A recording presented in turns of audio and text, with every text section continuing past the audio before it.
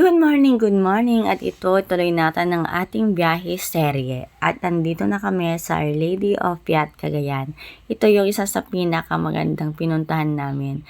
Sabi ko nga kapag first time mong pumunta sa simbahan, mag-wish ka at magdasal, di ba?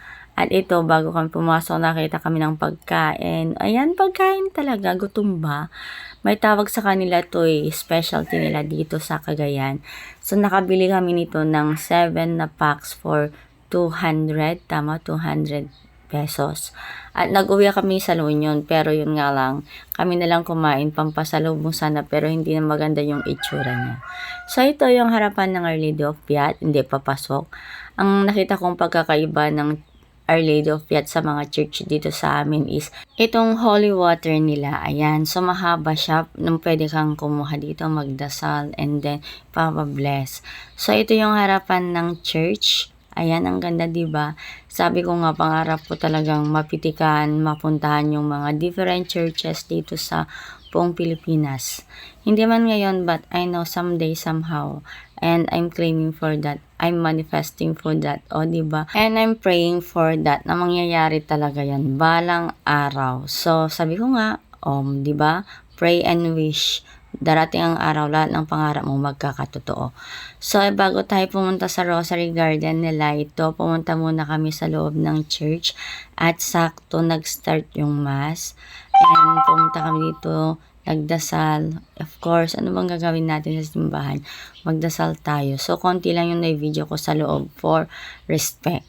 At pagkatapos, doon sa loob ng church ito, ang Rosary Garden nila, malaki siya at inikot namin ito from doon sa first mystery hanggang doon sa my glorious mystery. So, after ng dito sa Our Lady of Piat is didiretso na kami pauwi ng La Union. So, thank you so much sa safe na travel namin ng 4 days.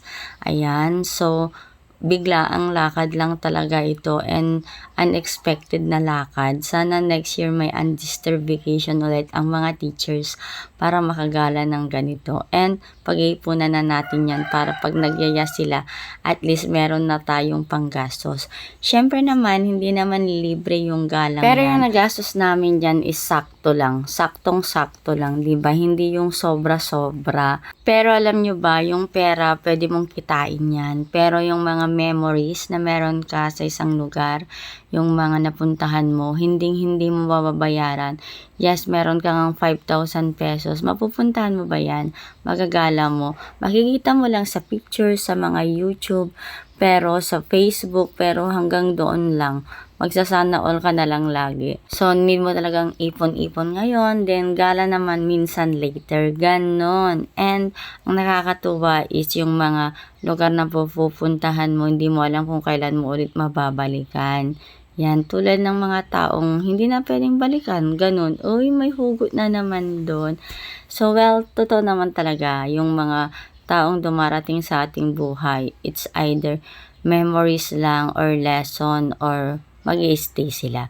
Ayan, nakita ko yung Kindle Rose. Dito binili ni tita yung mga 18 roses ko noong birthday ko. Ayan. So, diba, hanggang ngayon nandito pa. So, it means matagal na yung mga Kindle Rose dito sa bahay. So, ayan nga, hindi na kami nakatiis. Tinikman na namin yung specialty nila dito sa may Our Lady of Piat. And, yun nga, bumili kami pero hindi na maganda yung itsura pagdating namin.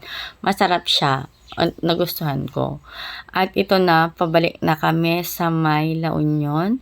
Actually, hindi ko na i-video yung mga iba. Sa ibang way kami dumaan. Tapos bumalik ulit kami papuntang Tugigaraw. At dito nadaanan namin papunta at pabalik yung pinakamahabang tulay ng Cagayan, which is yung Solana Bridge. So, kagaya ng mga tulay, daan na yan, maraming taong dadaan lang sa ating buhay. Marami kang makikita, may experience. Take it as best memories in your life. Kasi, yung buhay natin once lang. So, enjoy mo yung present. Kalimutan mo yung past. I know, not kalimutan. Make it as lesson in your life kung hindi naging maganda.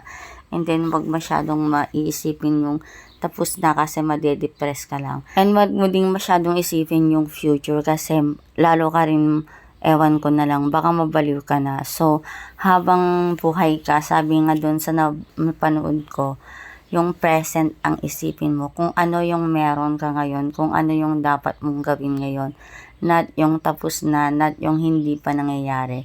Kasi nga sabi nga nila, yung mga magagandang bagay sa buhay mo, darating yan ng unexpected.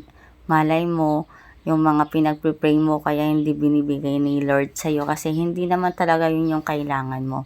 You're praying for the wrong things, wrong person in your life kasi may bibigay siyang mas better, mas maganda para sa buhay mo. Uy, naka-advise. Totoo naman, 'di ba? So, sa ngayon, bumangon-bangon ka na diyan at pag-isipan mo yung gagawin mo sa araw na 'to. Gawin mo yung mga dapat, yung mga kailangan mong gawin sa mga oras na ito. Huwag mong isipin yung para sa bukas. Okay? What I mean is, huwag kang mag-overthink. Huwag mong i-overthink yung mga bagay na hindi mo alam kung mangyayari ba o hindi. Mag-focus ka kung anong meron sa'yo. Kung ano yung meron ka sa mga moment na to, yun yung kailangan mong pagtuunan ng pansin. Okay? So, ayan. Tapos na yung gala namin dito sa Cagayan. At syempre, sabi ko, kailangan makita ko yung Patapat Viaduct. O, diba? Within 4 days, napuntahan ko yung mga gusto kong puntahan. Yung Batanes of the East, makarating ng Isabela, marating ang Our Lady of Piat. So, malay mo may unexpected na bagay na darating sa'yo ngayon o kaya bukas, 'di ba? So always pray. Lagi ka lang mag-pray and I know God is listening sa lahat ng mga silent battles mo. God is listening sa mga gusto mo and one day ibibigay niya talaga to sa'yo nang hindi mo nalalaman na ibinibigay na pala niya. So, ayan. Ang ganda ng Solano Bridge. So, babalik tayo dito. At lahat ng ito, paparanas ko sa mga mahal ko sa buhay. And I'm claiming for it. I'm praying for it.